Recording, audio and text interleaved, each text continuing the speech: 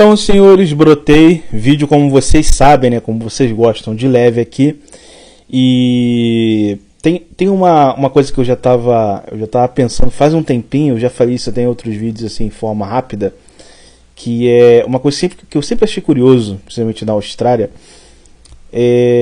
Foi essa visão de como os africanos, que por exemplo, que quem não sabe, você pode procurar na internet, você vai ver muitas não, né? Porque você deve procurar em português, você vai ver só em português, vai ser poucas matérias. Mas você com certeza vai conseguir achar matérias falando dos navios fantasmas que chegam, principalmente em Perth ali, que vem da África, né? E os caras cruzam saindo do continente africano até chegar na Austrália. E geralmente, graças à situação de estar à deriva no mar, né? Tipo assim, os caras estão na loucura e acabam não chegando com vida, né? Então é muito comum os caras ver um barco chegando. Quando o barco chega, só tem um monte de corpos de africanos, né? E aí eu parava e pensava, de vez em quando você vê essas notícias, eu parava e pensava, caralho, mano, os caras cruzam o mar, pô, num barco, tipo assim, no foda-se, na deriva. Chegam e, se conseguirem chegarem, chegam com vida. Mas quando eles chegam na Austrália, uma coisa que eu acho muito interessante é que eles não olham aqui e falam, cara, olha, eu tava numa situação tenebrosa, agora eu tô aqui, vou reconstruir minha vida aqui e vou tentar, tipo assim, andar nas 4 linhas da Constituição e fazer as coisas certas para ter uma vida boa, minimamente boa, comparada com o que eu tinha na África, né? Dependendo do país de onde eles saem. E cara, os caras não pensam assim.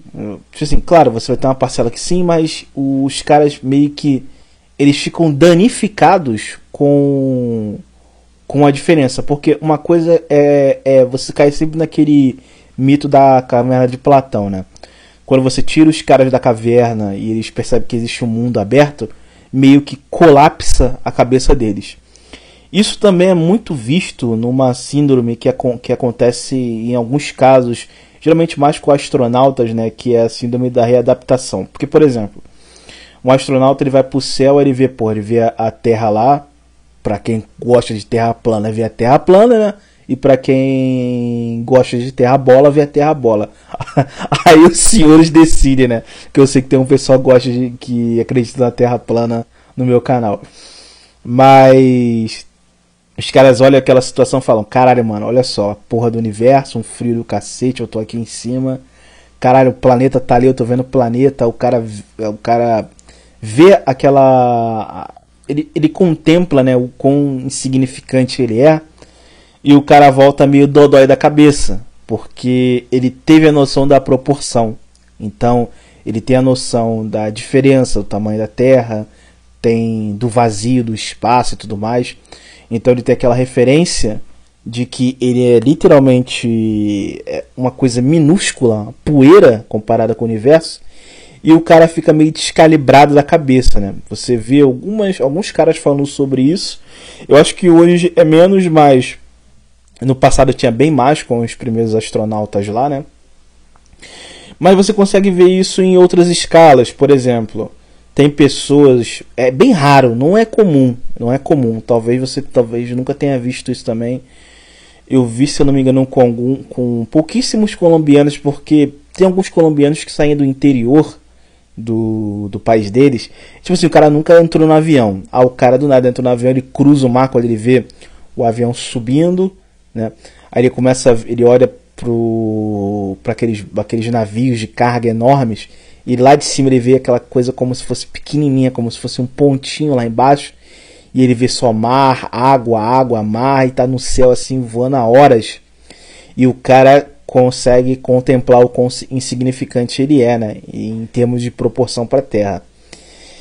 E aí o cara fica meio sequelado. O cara ele já vê essa situação, ele chega na Austrália, vê uma outra realidade muito diferente do país dele.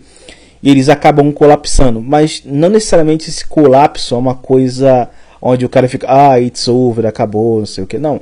É mais uma coisa de, tipo assim, eles entram em algum tipo de paranoia. Alguns vão querer curtir muito, você vai ter alguns caras que vão querer se anestesiar com drogas, você vai ter alguns caras que não vão conseguir se encaixar e vão querer voltar para o país, então depende muito da pessoa, né? Então ele vai ter aquela síndrome da readaptação e vai tentar se adaptar da forma depois desse choque, né? E isso, cara, é uma coisa que geralmente os caras vão ter em algumas escalas. Porque, por exemplo, muitos caras têm aquela... já foram meio que moldados a acreditar. Vamos botar o exemplo da machosfera. Ah, casamento, família. Ah, eu vou fazer faculdade de administração, vou ganhar 10 mil por mês, vou ser um gerente de alguma grande empresa e vou viver uma vida honradinha, conservadora. E aí o cara bate de frente com a realidade e quando ele percebe que aquilo que ele tem como conceito de realidade é quebrado, ele acaba meio que adoecendo da cabeça, né? Então você vê que tem cara... eu não sei se vocês já viram, eu não vou citar nome dos caras e dos canais, que tu olha o cara falando, tu vê o cara falando, e tu olha dentro do olho dele, sabe aquele, a gente chama no Rio de Janeiro aquele cara do olhinho parado, né? Que o cara fica com aquele olhão arregalado, tu olha dentro dos olhos dele, tu vê um vazio, tá ligado? Tu vê que o cara não é normal, que o cara já tá meio doente da cabeça, então... porque o conceito de realidade dele foi quebrado e agora ele tem que se readaptar aos novos parâmetros de realidade que ele tem, né? Mas por que eu tô falando isso? Porque tem uma coisa que eu acho interessante, eu já falei sobre isso várias vezes, que é esse conceito que até o cara fala assim, porra, mas beleza, a gente tem tecnologia avançada em várias formas, a gente não passa uma escassez alimentar como no passado, mas por que os caras estão mais fragmentados do que os caras no passado? Esse ponto aí eu já duvido muito. Porque, por exemplo, depende de onde você vê também, que período e quando, né? Mas quando você pega um livro, sei lá, Nos Cumes do Desespero, do MC Orhan, e vê ele falando de como se fosse a coisa mais normal do mundo, as pessoas se jogarem nos calçamentos, tu fala, cara, aquela realidade não era muito boa não. Beleza, ele tava na Romênia, extremamente ferrada ali no leste europeu, ok, realmente era uma situação periclitante para ele, né? Mas ele mesmo fala que era normal, tu sai na rua, as pessoas se jogando nos calçamentos, na calçada, né?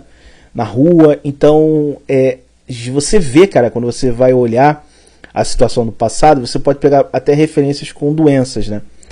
Quando o pessoal tava colocando pano na cara, o pessoal fala, nossa, meu Deus, que coisa sinistra, o pessoal tá botando pano na cara.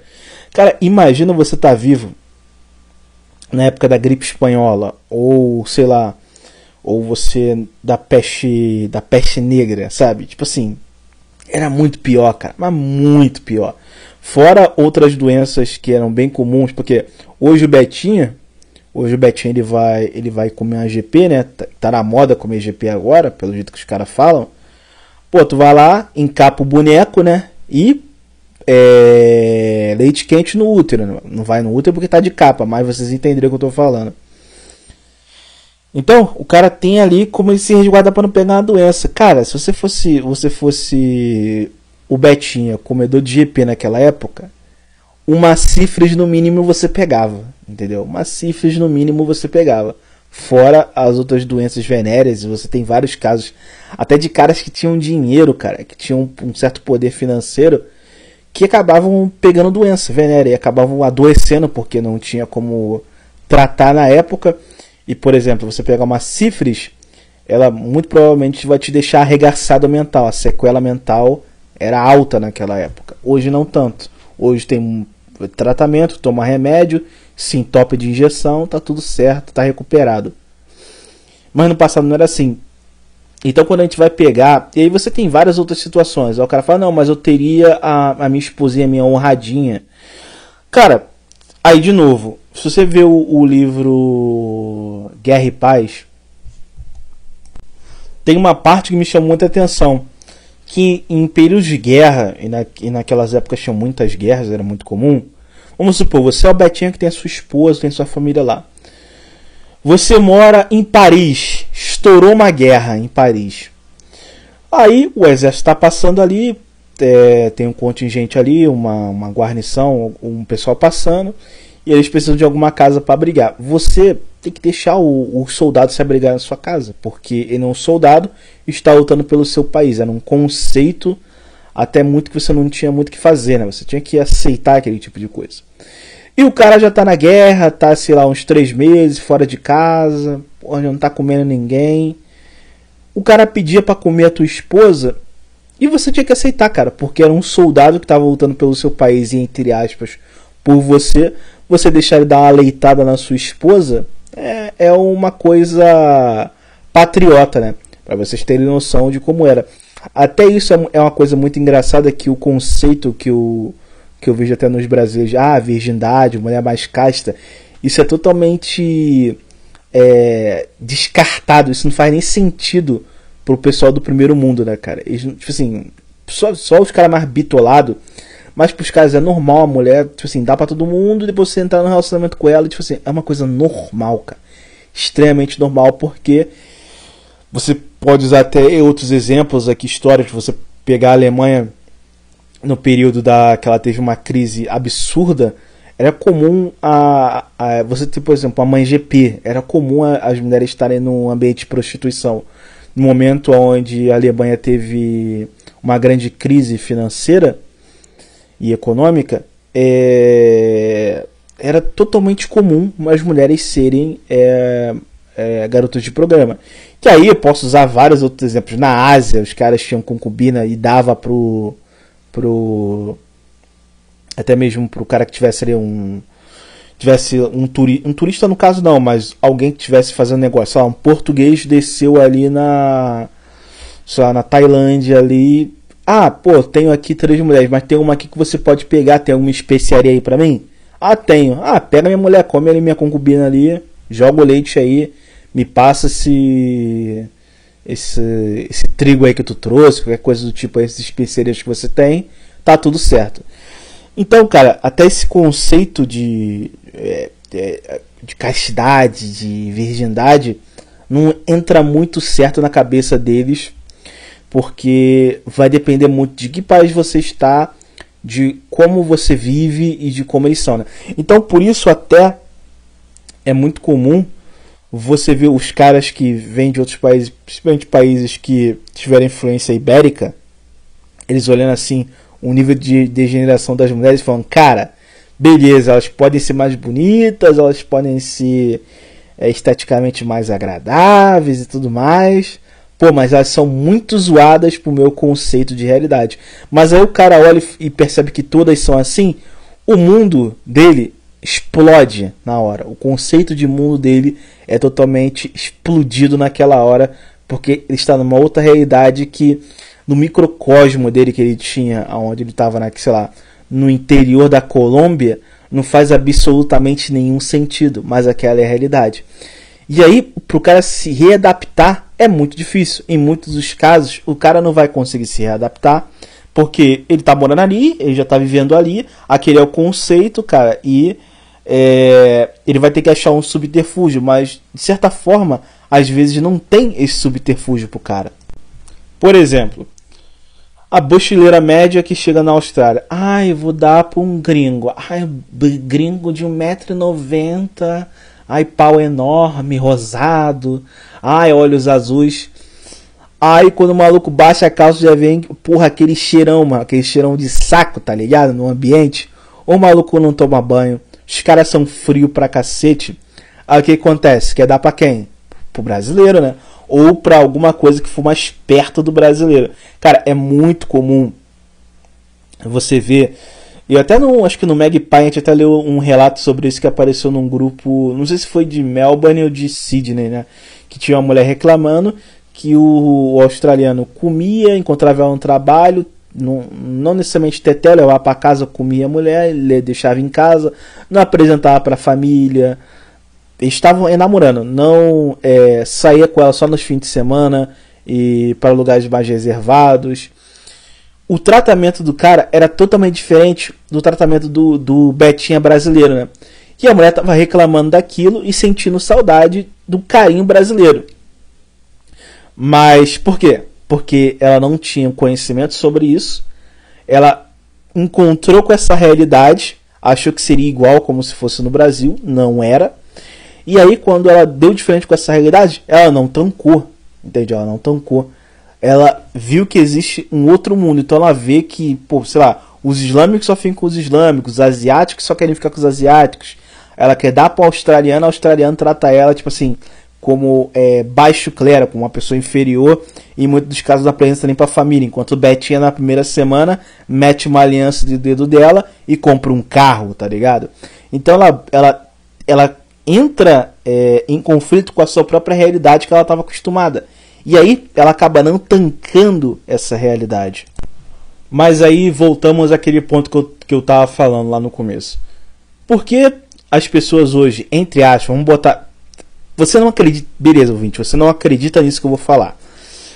Parta do princípio que você acredite nisso a partir do momento que eu estou falando aqui agora. Vamos supor que estamos na melhor época da sociedade.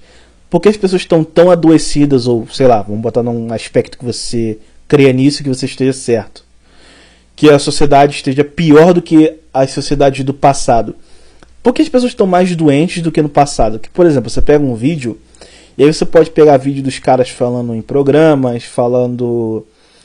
sabe aquelas matérias, aqueles vídeos que tem no TikTok, mostrando pessoas dos anos da década de 90, pessoas da década de 80, pessoas da década de 70, e você vê as pessoas falando melhor, se comunicando melhor, questionando melhor as coisas, do que quando aparece uma pessoa na rua, sei lá, em algum lugar de São Paulo, entrevistando uma pessoa na rua, a pessoa literalmente não tem muita noção de como argumentar, né? Até a capacidade comunicativa vem se perdendo com o passar do tempo.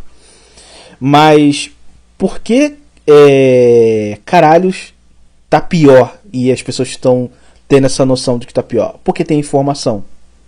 Porque é aquela coisa, imagine que você era um cara que vivia no interior, em algum lugar do seu país, no Brasil, vamos botar, no interior do Maranhão.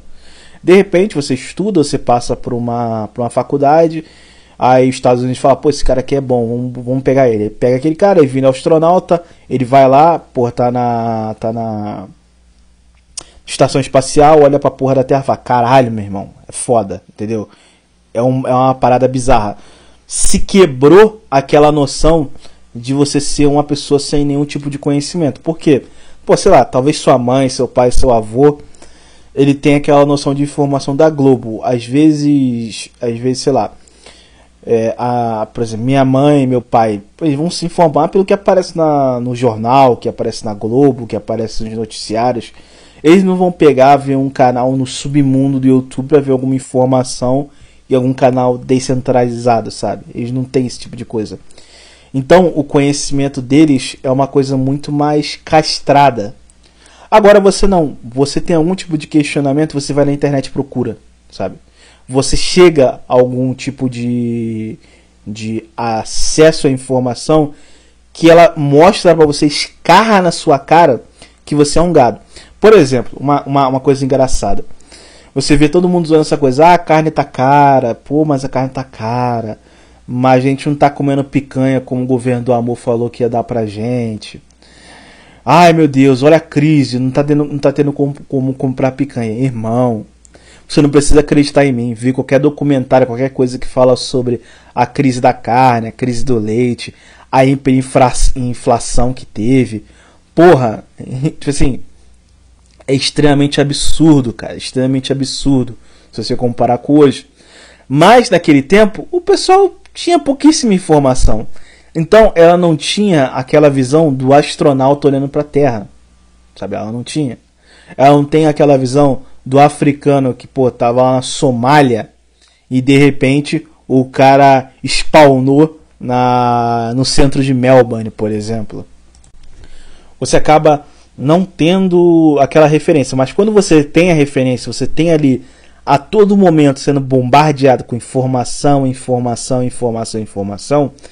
e de uma forma descontrolada, porque, por exemplo, você começa a ver um monte de informação, porque o brasileiro gosta de coisa ruim, né? Notícia ruim.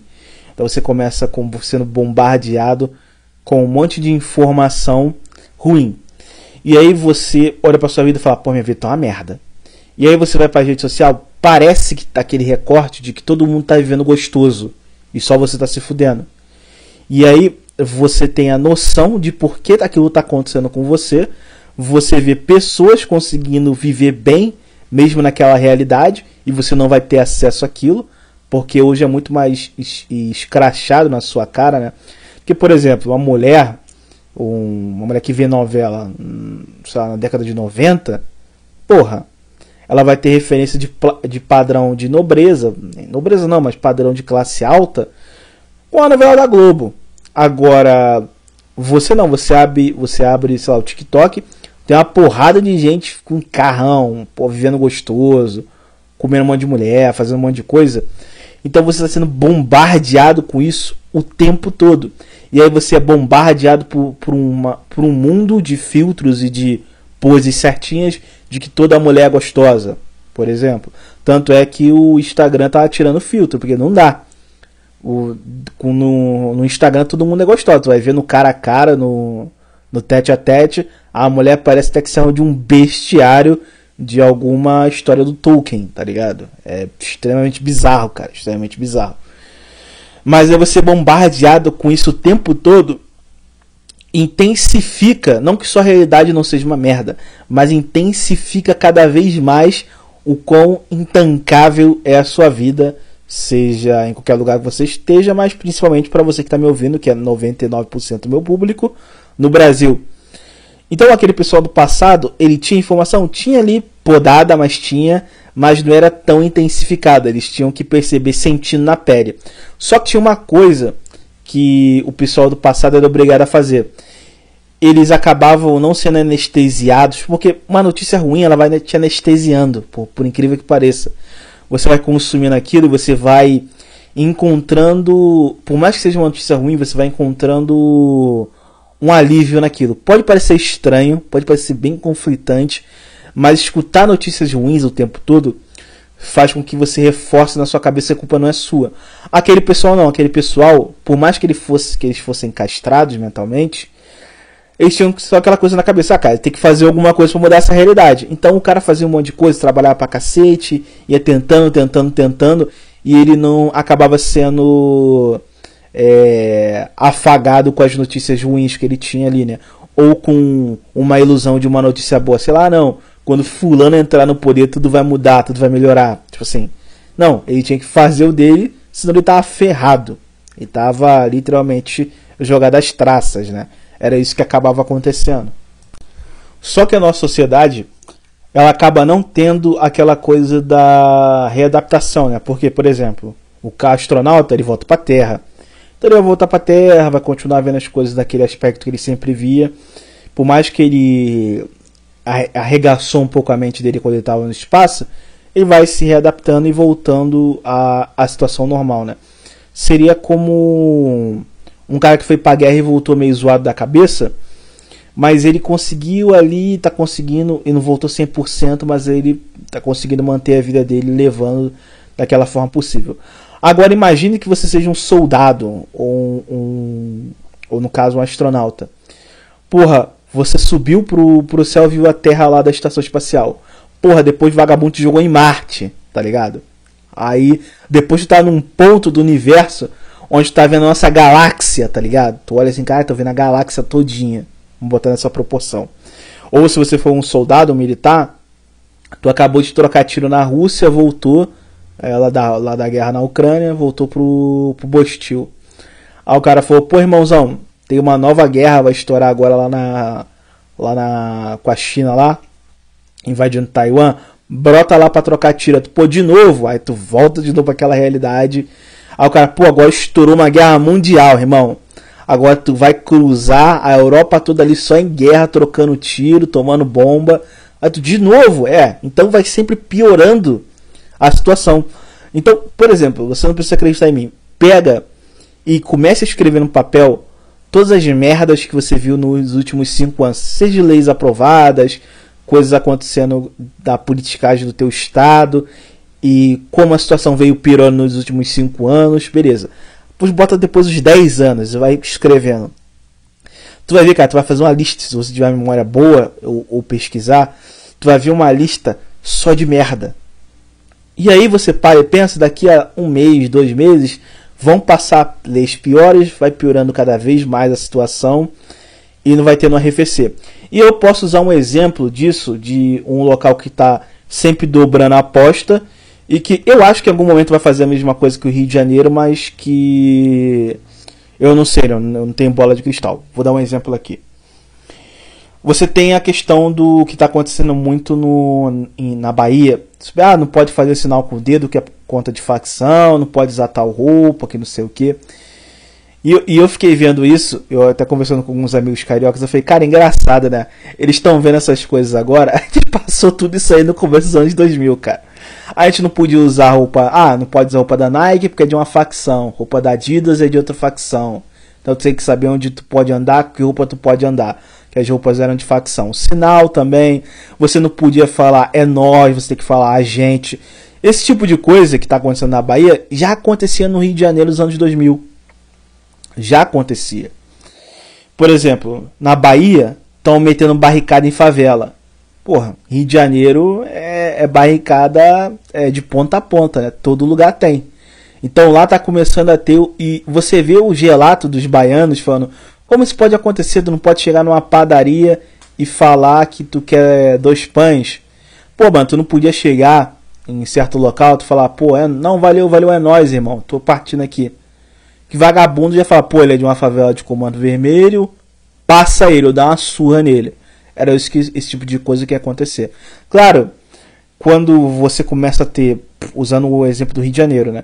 Quando você começa a ter uma criminalidade meio paranoica com esse tipo de coisa, ela vai tomar a operação até dizer chega e ela vai se adaptar, né? Foi o que aconteceu com o Rio de Janeiro. Então tem casos, até você pode chegar numa favela e você falar uma merda sem querer assim, que o cara, porra, vai te olhar de cara feia, mas tu vai passar batido. Diferente como era no passado, era surra e em alguns casos até morte, né? Hoje em dia já não é mais assim, porque isso leva a operação para dentro da favela, isso prejudica o tráfico. Talvez isso venha acontecer na Bahia, vai chegar um momento que eles vão ficar tomando operação uma atrás da outra na cabeça, e eles vão ter que arrefecer essa paranoia deles, como aconteceu no Rio de Janeiro, né? Mas só o tempo dirá, e talvez vocês vão ter que esperar, o pessoal da Bahia, né? Vai ter que esperar aí uns bons 10 anos para esse tipo de coisa acontecer, e o tráfico meio que se acostumar, né? Que não dá para ser nesse modo descaralhado, né? Mas é engraçado o pessoal do Rio vendo isso, porque a gente já está readaptado. A gente sofreu isso aí na pele, a gente sentiu isso aí na pele, e a gente olha agora os caras lá sofrendo, ver vídeos e vídeos atrás de vídeos, o pessoal reclamando disso e achando isso uma tremenda loucura, porque basicamente nós somos os astronautas que viram a Terra, né? Voltaram para a Terra e agora tá vendo os caras indo pra lá e tendo surto, porque, meu Deus, olha como a Terra é grande, olha como eu sou insignificante. É basicamente essa noção que a gente acaba tendo, né? Quando a gente olha para esse pessoal, o povo da Bahia. Mas, dependendo da situação, por exemplo, da Bahia, se as coisas continuarem piorando cada vez mais, talvez eles nunca tenham a questão da readaptação, né? Porque o Rio de Janeiro foi outros tempos, outros momentos, e deu aquela situação que a gente pôde se readaptar, né? Mas muitas das pessoas, e principalmente o pessoal da nossa geração, não tem tempo para se readaptar, cara. Os caras simplesmente não têm tempo. E aí você vai colapsando a cabeça da pessoa, porque ela vai tomando informação atrás de informação e vai chegando numa situação aonde, se a gente comparar com vários momentos da história, a gente vive até muito melhor. Só que a questão de sair da caverna de Platão é muito difícil, né? E o ser humano, ele tem uma dificuldade de mudar um sistema, sabe? Mudar um padrão que ele já é acostumado. Por exemplo, uma migração para uma outra rede social. Sei lá, você está escutando isso aqui no YouTube. Tem uma outra plataforma igual o YouTube, sei lá, qualquer uma que tiver, o Odyssey, ou por exemplo, um outro que eu acabei de esquecer, até esqueci o nome, cara, que o Monark usava muito lá. Você vai tendo esses exemplos, né? de outras redes sociais, tipo, para a questão de assistir vídeos, né, que são melhores que o YouTube, em termos de mais liberdade e tudo mais.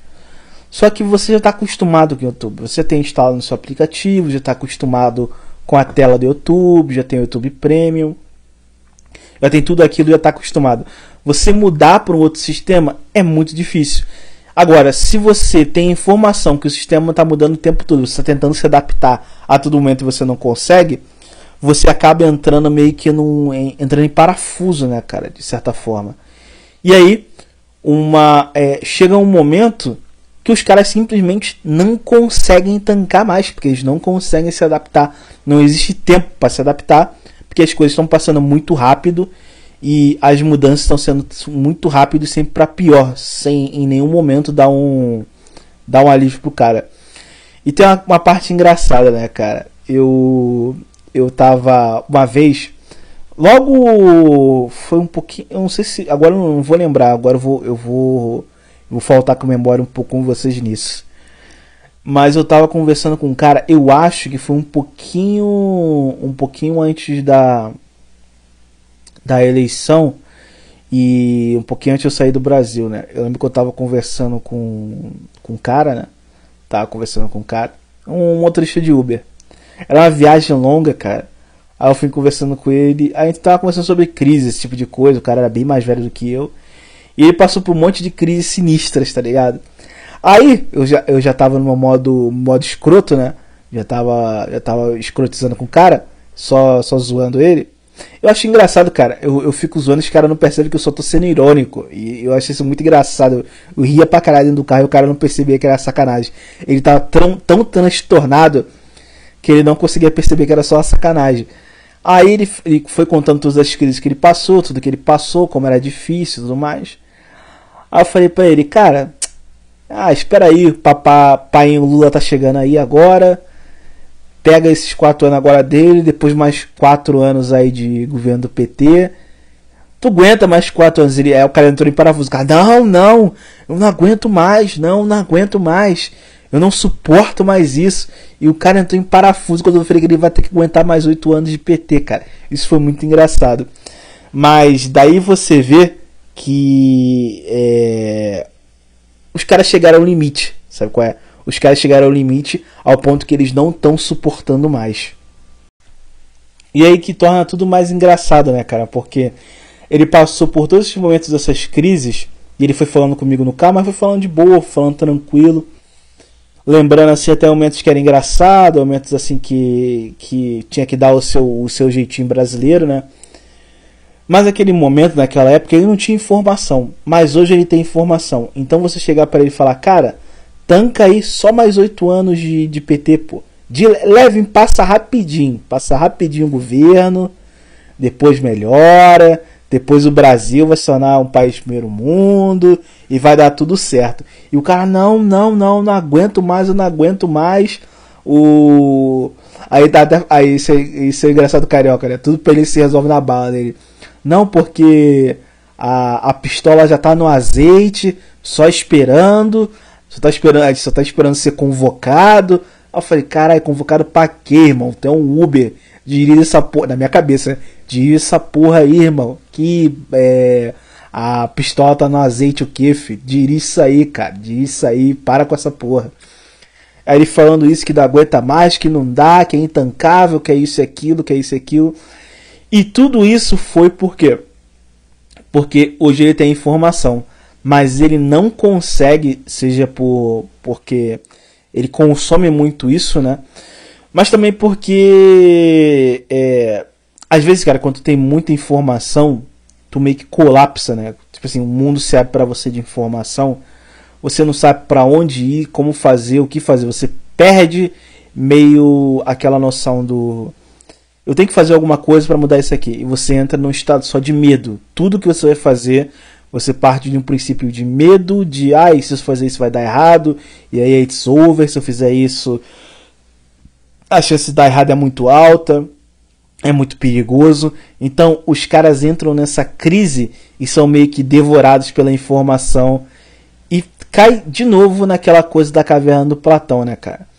você tá vendo ali, você é só um bonobo ali dentro da caverna, vendo as projeções. Tu saiu da caverna e tu fala pro cara, pô, irmão, olha só, tem um mundo aqui fora, olha o mundo aqui fora. Quando o cara olha para aquele mundo, ele simplesmente fica maluco, ele não consegue conceber, ele te enche de porrada e te mata, e volta pra caverna para continuar vendo as projeções, porque aquela é a realidade dele, né, cara? Então, no final das contas, a informação, o que deveria libertar os caras, só colocou eles cada vez mais presos nessa prisão que é a realidade, né? Que é essa porra dessa realidade que nós temos, né?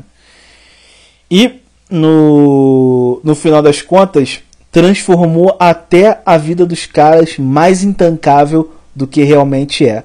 Porque enquanto eles não tinham informação, eles viviam ali do jeito que eles sabiam e como eles conseguiam, e iam se anestesiando ali com as coisas da vida e levando a vida do jeito que dava.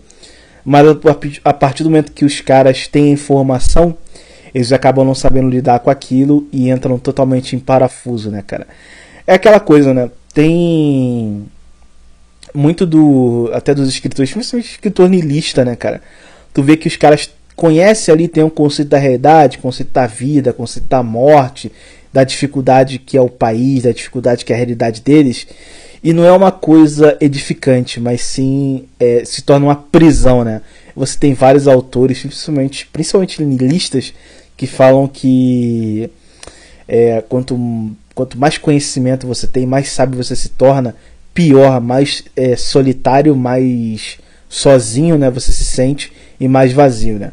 E aí torna cada vez mais a realidade intancável.